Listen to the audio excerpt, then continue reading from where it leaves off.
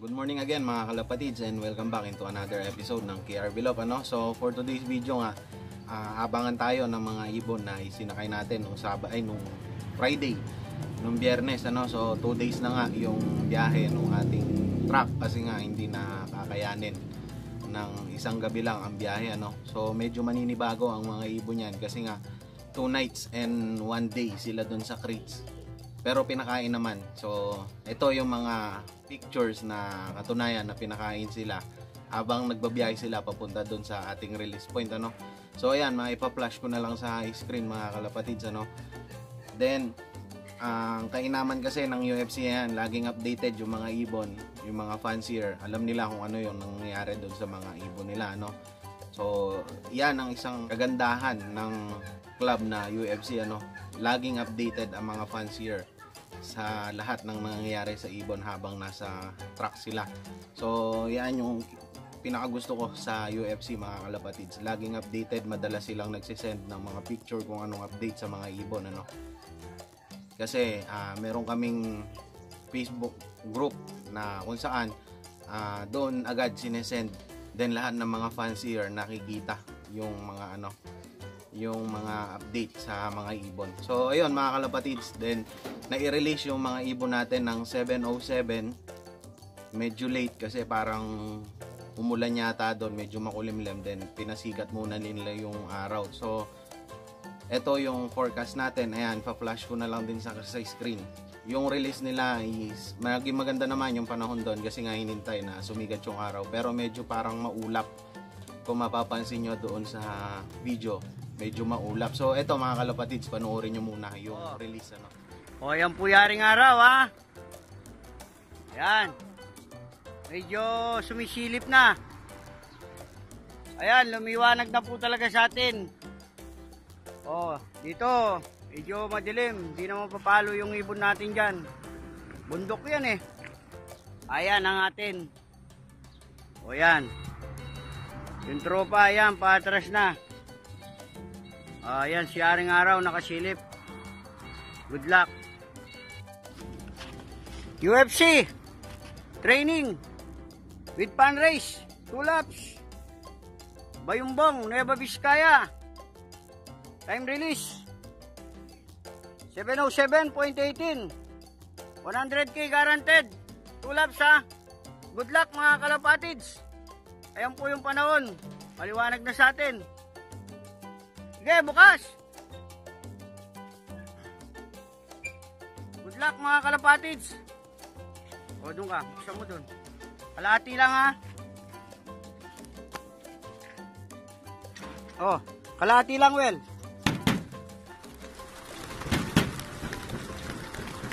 Ayan po ang ating mga ibon, mga kalapatids. Good luck po.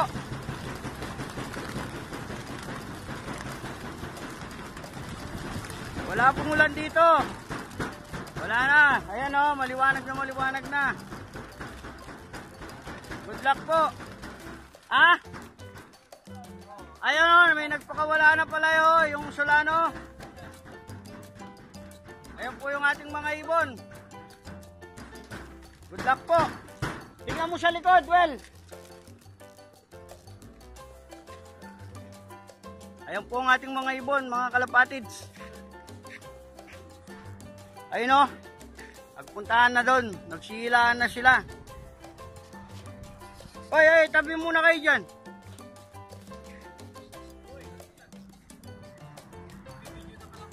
Good luck. So ayun mga kalapatids, nakita nyo naman yung pag-release sa mga ibon. Maganda naman yung panahon. Though sabi ko nga medyo maulap kung napansin nyo, medyo may makapal na ulap. Pero kakayanin ng ibon kasi may sikat ng araw naman. Then hopefully, yung dalawang ibon natin makauwi ng maganda and maayos, mabilis.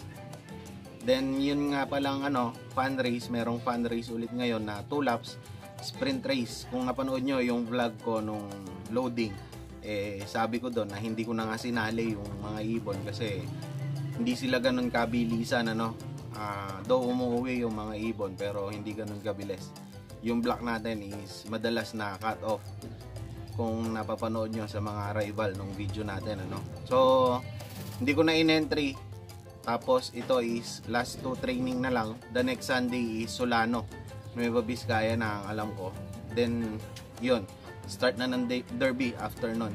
So hopefully na tumapos ng training yung dalawa nating ibon para meron tayong maisakay sa derby, ano mga kalapatids. So ngayon is mag-aalas 9 na. Mag-aabang na tayo ng mga kalapate. Then tara, samahan nyo ako.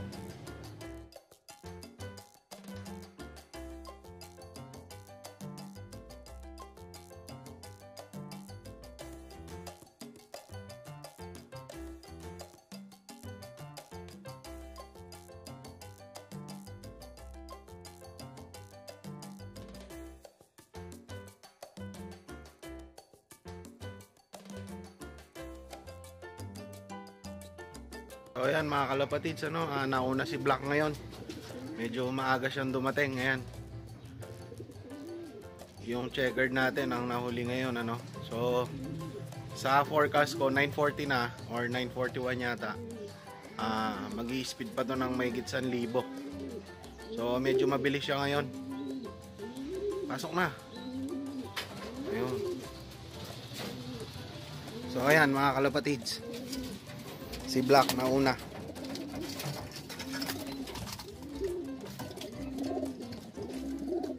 Uhaw na uhaw. Ayan. Hindi naman mukhang na-stress. Pero ayan, okay siya.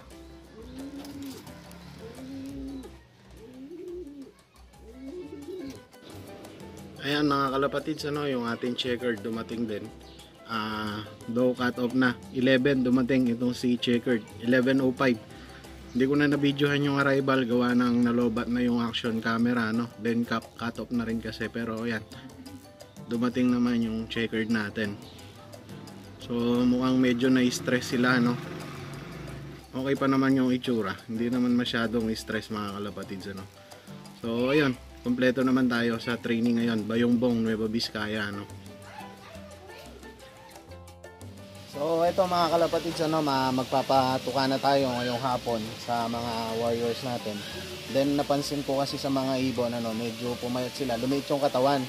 So ito isang tips again para sa inyo mga kalapatids na baguhan, ano. Katulad ko, magdadagdag tayo ng protina para sa mga ibon natin, ano. So ang ginagamit ko lang na protina simple lang naman, pero nagbabawas ako nito. So usually kasi ang ginagawa ko is 4 na takal nito para sa kanilang lahat. Yung nakikita nyo, ayan, yung takalan ng gatas ng bata, ano. So ang gagawin ko lang mga kalapatids, 3 takal lang nito.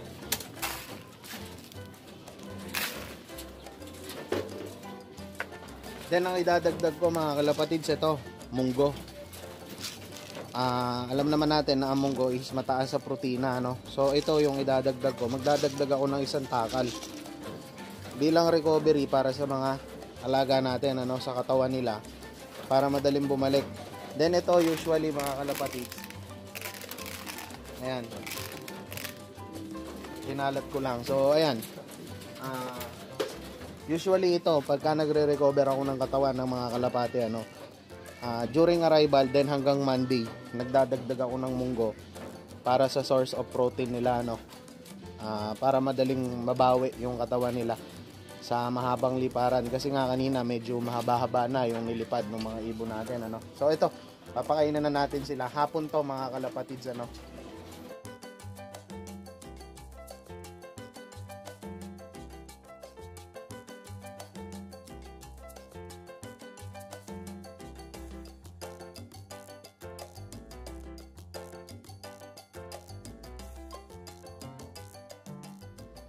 So ayun mga kalapatids, ano, tapos na nga yung training natin ng Bayongbong, Nueva Vizcaya. So maganda naman yung uwi nung ating Black, pero yung ating checkered is na-late siya ngayon. So bumaliktad, ano, before is laging nauuna yung checkered natin, then suddenly late siya ngayon umuwi. Naunahan pa siya ni Black, ano. So wala, ganun talaga yung pagka yung mga kalapate, mga kalapatids. May times talaga na ganyan yung mga kalapati natin. Hindi natin mapipredict na always na yun yung nauuna, no? Then sabi ko nga, may fun race yun, 2 laps, sprint race, pero hindi tayo sumali.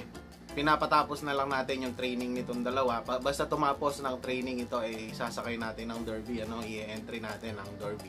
Kasi nga, yung dalawang ibon na to is parehong young bird. Pag tumapos, i-entry natin ng young bird and old bird category, para magkabilaan, may chance sila na manalo. Then, nakita nyo naman, meron na naman akong i-share sa inyo na sistema ko sa loft nga, which is yung pagbibigay nga ng munggo, no? Yung munggo kasi, sabi ko kanina nga, high in protein para ma-recover natin yung mga ibon lalaspag during long flight. Kasi nga, medyo mahaba-haba na yung nililipad ng ating mga ibon. Pero nagbigay pa rin ako ng bee pollen natin. Hindi ko na lang sinama dun sa vlog. Nakita nyo naman na kasi yun, ng mga nakaraang vlog natin. Tapos, ang pagbibigay kung nga, hapon ako nagbigay, then bukas ng umaga, magbibigay ulit ako. Then, sa hapon, yung normal feeds na lang. So, twice akong magbibigay ng additional na munggo para dun sa mga patuka nila, Sa mga magtatanong din, mga kalapatid, gaano ba kadami? Tansyahin nyo lang. Basta, wag kayong lalampas ng, tinatansya ko lang, kung nakita nyo naman, nasa 20% nung patuka na binigay ko kanina is puro munggo. Kaya, ayun, tansyahin nyo na lang, 20% ng patuka is dagdagan nyo ng munggo.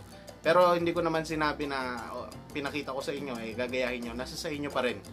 Ako is nagsishare lang ako ng mga management ko sa loft, mga kalapatids, So, ayun, pwede rin kayong magbigay tulad nung binibigay ko nga sa mga breeder, yung pellets, yung platinum, high in protein din yun. Pero ako kasi pagka flyer, mas gusto ko na buto yung ibinibigay ko para hindi sila manibago. And, isang tips din, at lagi nyo tatandaan, huwag kayong magpapasobra ng protina sa mga flyer, Bakit? Kasi, pag sumobra sa protina yan, ang mga flyer, may tendency na maglulugon sila, makakalbo yung mga ibon. Then, baka hindi na natin sila maisakay. So, ayun mga kalapatids, bago ko tapusin yung vlog, shoutout muna tayo. So, ito yung mga nagpapa-shoutout, mga kalapatids, Shoutout po kay Jason Love, kay GCSC Love, ang John Carl Sikat Castro, John Ryan Rocabo from San Pedro, Laguna, kay Reynaldo Edanyol, kay Mark Alvin Umali from San Fernando, Pampanga. Then sa GF po ni JRDE Love na si Angelica Perlada, anniversary yata nila ngayon, so happy anniversary. Mine daw yung tawagan nila, from Pasig and Antipolo. Ayan, happy anniversary sa inyo. And kay Freddy Lopez, Jason Lopez, Steven Lopez from Valenzuela City, Mads Kaugiran aka Mac Kulot or MC Kulot. Then kay Andrea Cariaga, shoutout din kay LJ Love from Kappa Starlock, Flores Brothers from Lubao, Pampanga. Then lastly kay Chris Bustos from San Francisco, California. So yun lang yung nagpapa-shoutout, mga kalapatids, Sa mga gusto magpa-shoutout, just comment below and yung location nyo para alam natin kung taga saan kayo, So that's it for today's video, mga kalapatids. Good luck sa ating lahat and happy flying.